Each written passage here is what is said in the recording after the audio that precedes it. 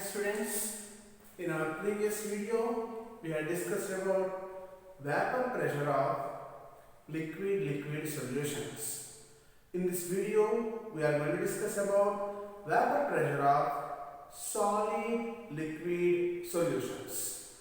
Let us see here what is meant by a solid liquid solution. Solid, here it is the solute and liquid it is the solvent, which are going to form together the solution.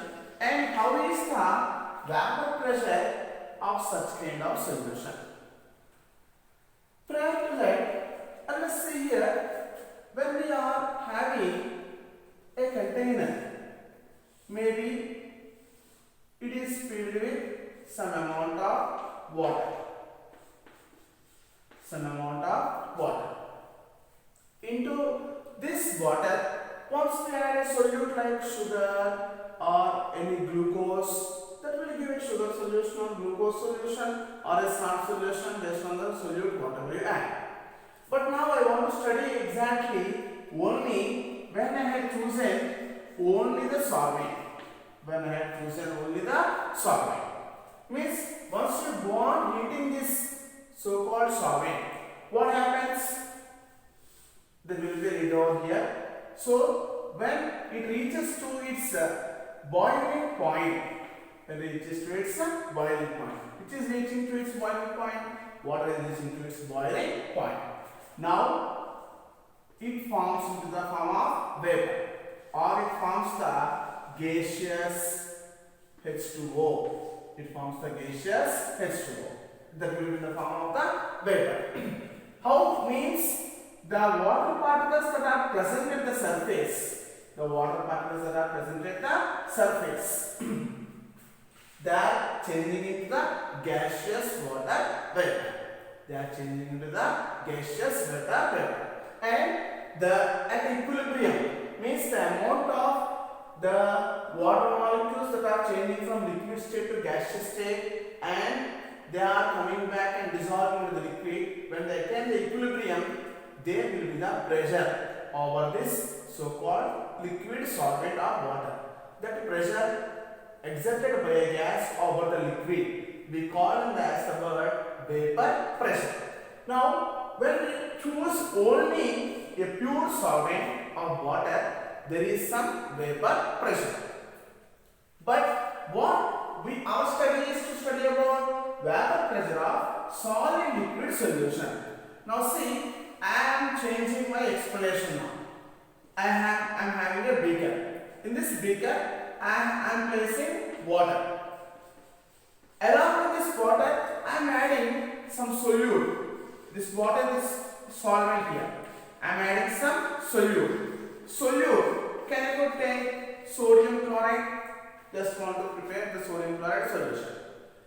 When the solute is more in amount, it's called as a concentrated solution. Now, these solute particles are dissolved into the water. This process is called as dissolution. We have also discussed. Now, in this solution, there are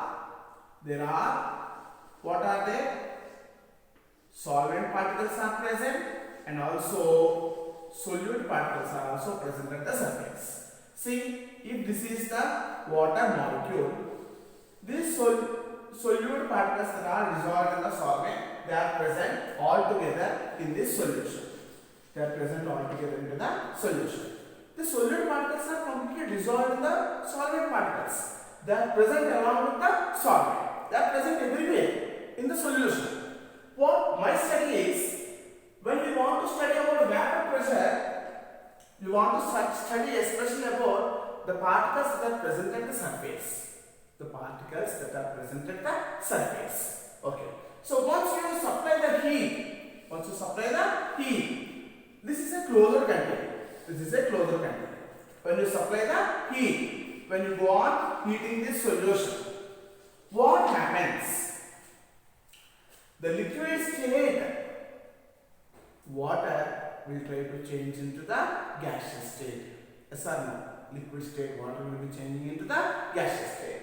Instead of water, you can take very simple compounds like a volatile compound. Here generally whenever we are working with this type of activity, we will use some volatile compound. But to make my work simple, I have chosen as water. Means once you heat this one, I will relate to the actual concept here. Which particles will be evaporating? Which particles will be evaporating? Does the sodium chloride particles will be evaporating? No. Only the water particles will be evaporating. Only the water particles will be evaporating. But the sodium chloride, it is a non-volatile solute. It is a non-volatile solute. Non-volatile solute. Means it will not evaporate. It will not change its phase just by heating in its liquid solution. So it remains without changing into the gaseous phase, which remains sodium chloride. But the water particles are changing into the gaseous state. Means now this is the what we can call gaseous water or water vapor. We can simply call this one as the water vapor. Now compare these two. Which two? The solution which is having some gaseous water molecules and they are exerting some pressure over the solution. Means this is the vapor pressure of the gaseous water in the solution and vapor pressure of the gaseous water molecules in the pure solvent. When you compare these two, in the case of solution, this solute, which is a non-volatile solute, it is not changing into gaseous state, and where is it present? It is present at the surface of the liquid. It is present at the surface of the liquid. Means it is stopping the remaining water molecules that are present below it to come to the surface and to be evaporated. So what we need to conclude is, in the case of pure solvent, only the solvent molecules are present at the surface. They can be easily evaporated. Once they are evaporated, below to them one more water molecule will be present. That will be coming to the surface and that will also will be evaporating. And that will change the gaseous state. So these all gaseous molecules of water will be exerting the pressure. But in this case, the number of water molecules that are present at the surface decreases because the surface is occupied by a non-volatile solute like sodium chloride. So what we are going to conclude is, whenever we have a solid liquid solution, the vapor pressure exhibited in the solution of containing a non-volatile solute like sodium chloride or sugar or glucose dissolved in water, the vapor pressure of the contained decreases. The vapor pressure over the solution decreases. So this is what our main point to observe.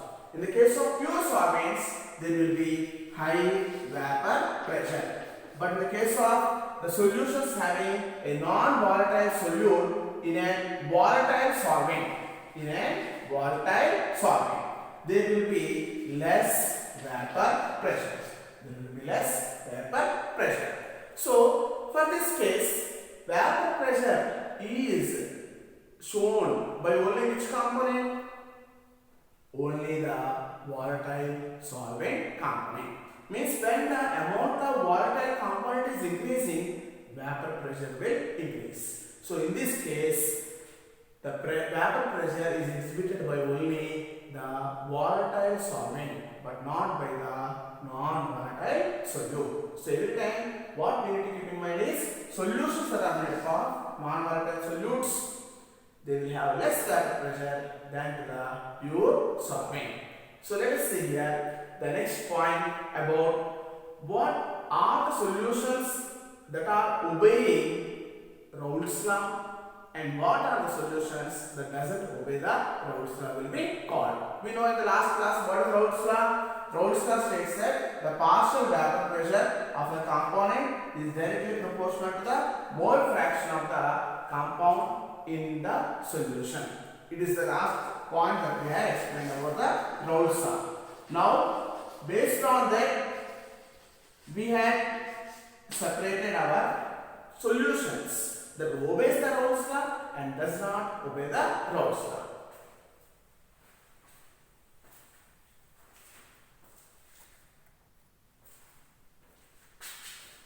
Let us see here, how did we classify the types of solutions based upon they obey the Rolle's law or they does not obey the Rolle's law, are of majorly two kinds. One is called as an ideal solution, another one is called as an non-ideal solution. Just we will be having a small introduction. What is meant by Eigen Gas Equation? What is meant by ideal gas equation? The ideal gases are those which follows PV is equal to nRT. Yes or no? Here the same like we are saying ideal solutions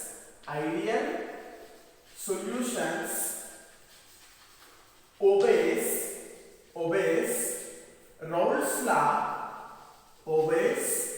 Rolle's law at all concentrations.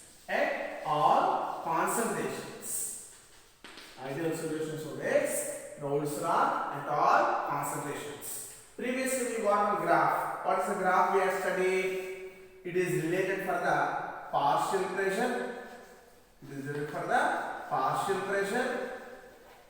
And also the mole fraction. Let us see here. Mole fraction of a substance is there, which is what we call as a solute. But here its partial pressure, it is considered as the P1 naught, or we can call this one as the X is 1, so it is the PA naught. It is made up of two gases, A and B. So for that, the mole fraction when it is present of A, it is only a solute, or we can call this one as, previously we have discussed about Rolle's law. A is a solvent, B is also a solvent. Here B is more volatile. Whereas A is less volatile. When A is less volatile, it will have some partial pressure, that is pure vapor pressure.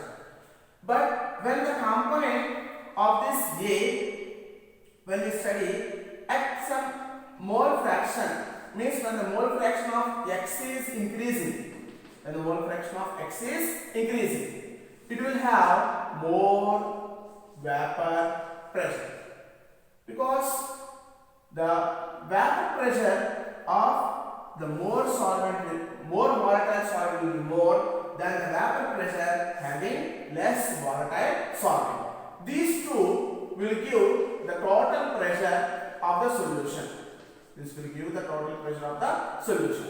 Means once we study like when the mole fraction of the less volatile solvent is considered, its vapor pressure will be decreasing when it becomes 0. But when the mole fraction of the more volatile component is becoming 1, its vapor pressure will be increasing. This is what the graph we have studied in the last class about Rolle's law. So what we are saying about ideal solutions means these will obey Rolle's law at all concentrations. Means when you are mixing reactant A and A with B and B, there will be some products A and B.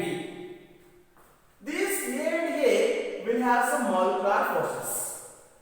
B and B will have some molecular forces.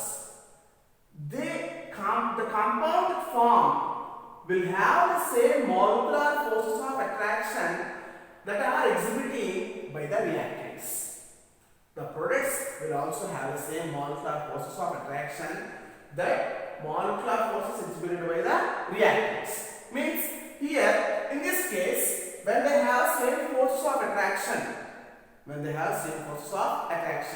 in the product case, there will not be any change in volume.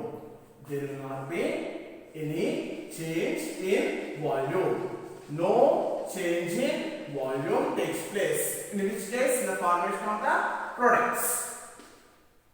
So here clearly there is no change in the volume. we can give. And here, when the forces of attraction are same, in the case of products and in the case of reactants, there is no change in enthalpy. There is no change in enthalpy. That is, there is no change in delta H. Means that is becoming 0 for the gaseous state of substance. For the gaseous state of substance. See, this point will be very clear once we study the non-ideal solutions. Then we can apply that here. What kind of examples can we put study here? See, the examples of the compounds like, once we take hexane and heptane. Hexane and heptane. These both will follow the Raoult's law at all concentrations. Means these are considered as an ideal solutions. Not only hexane and heptane, we can have chloroethane,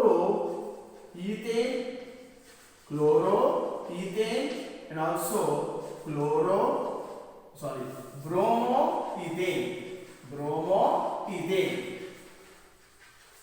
And we have few more examples like benzene and toluene.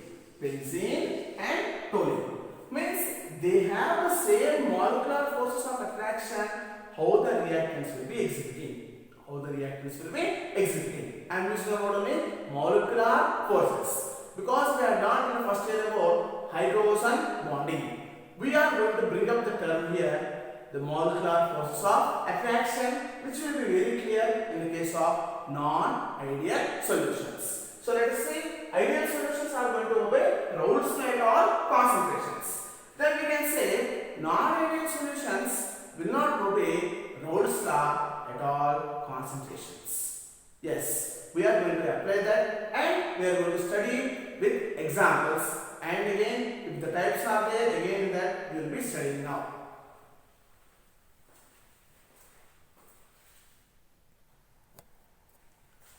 Let us see here children about non-ideal solutions. First I want to explain about the examples, then we shall go into the concept. I am using an example called ethanol. What is the formula of ethanol?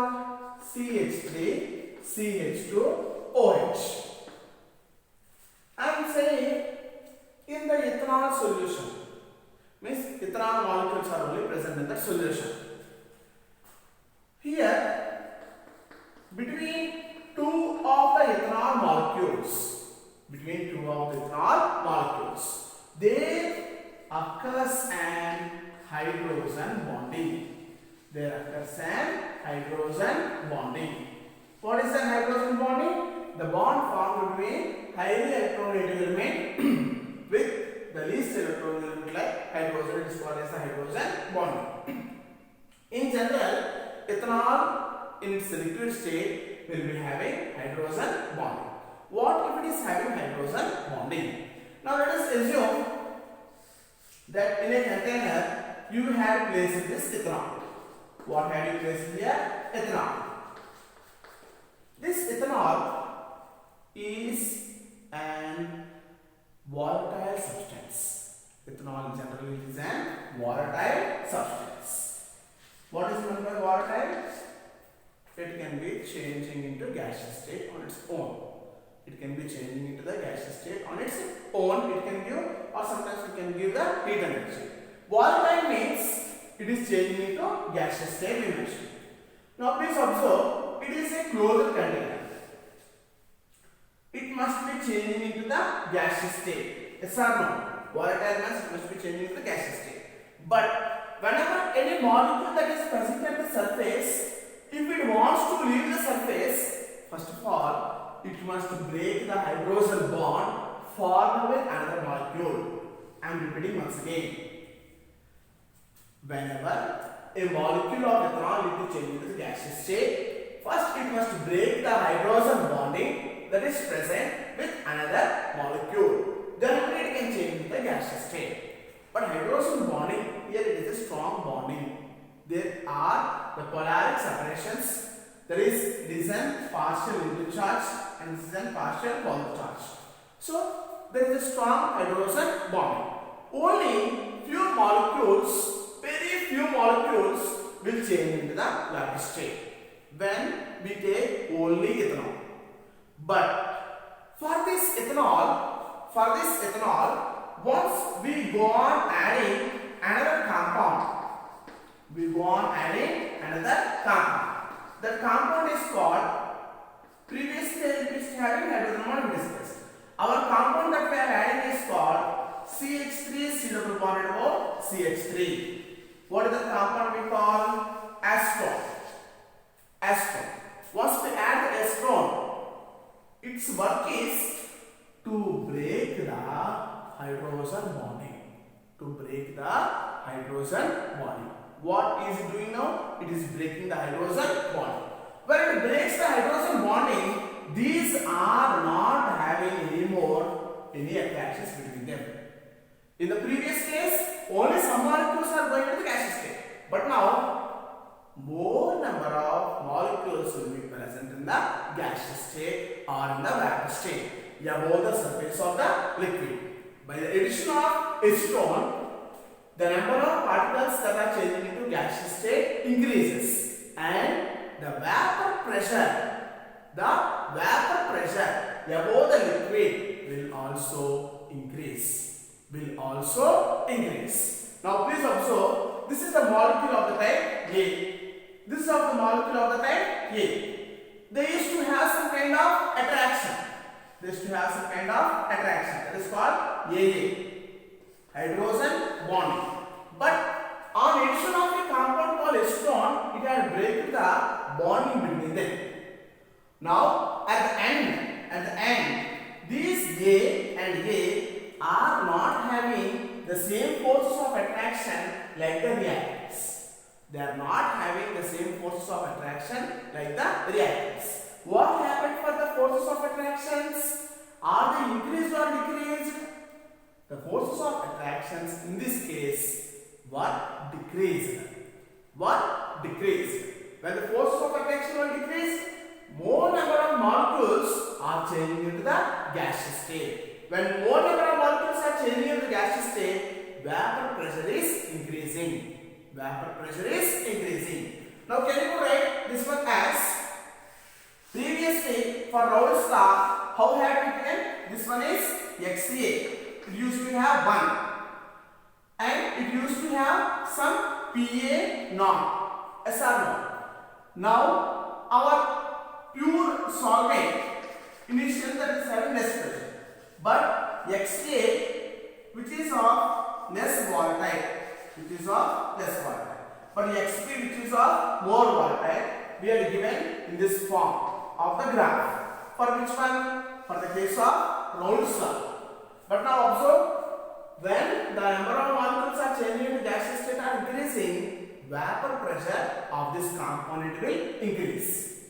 Means vapor pressure of one component increase means the total vapor pressure will be increasing. The increase in vapor pressure of the total components, it is represented in this method. Please observe, this is indicated that there is an increase in the vapor pressure. So similarly, here also we represent the same. These dots indicate that here the vapor pressure of one of the reactant is increasing, and here also the vapor pressure of one of the reactant is increasing. I am repeating once again. When the number of gaseous molecules are increasing, the total vapor pressure will be increasing. So this indicates that the vapor pressure of the volatile components is increasing. There is an increase in total pressure. So this point we are calling this one as positive deviation from Raoult's law. What do we call this one as the positive deviation from Raoult's law? What is meant by positive deviation? When we add a compound that decreases the molecular forces of attraction, especially hydrogen bonding, changes these components into gaseous state more in number, that results in increase of the total vapor pressure. So we call, that is showing a positive deviation of the Raoult's law. Which are not following the Raoult's law, we call them as the ideal solutions. So a definition we can give: ideal solutions does not follow Raoult's law at all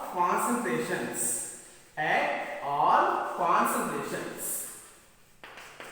And again, if they are showing the difference from Raoult's law, it may be a positive difference or it may be negative difference. Now we have discussed about only positive deviation from Raoult's law. Example, what we studied? We have studied ethanol plus acetone shows a positive deviation from Raoult's law. Not only that, even carbon disulfide and acetone, this will also show a positive deviation. Means you can take in the place of ethanol the same expression for the carbon disulfide. So you understood, children, what is meant by an ideal solution now? In them there is no difference in forces of attraction between reactants and products.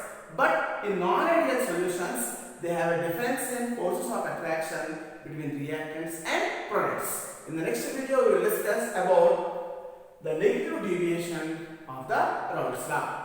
Thank you.